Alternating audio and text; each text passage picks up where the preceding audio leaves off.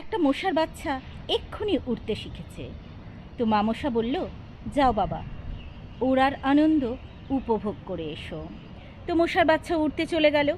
আধ ঘন্টা পর মায়ের কাছে ফিরে এলো। মা বলল, অভিজ্ঞতা যা অর্জন করলে তা বলো। তো মশার বাচ্চা বলল, ভালো তো লেগেছে, ভীষণ আনন্দ পেয়েছি। আর আরও আনন্দ পেয়েছি আমার ওরা দেখে যখন অনেকেই হাততালি দিয়েছে।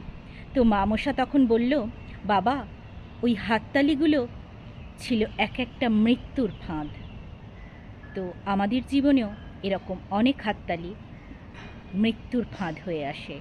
তো মশার মতো আমাদের জীবনেও প্রতিটা বিপদ, প্রতিটা মৃত্যুর ফাঁদ পাশ কাটিয়ে কাটিয়ে এগিয়ে যেতে হবে জীবনের লক্ষ্যে।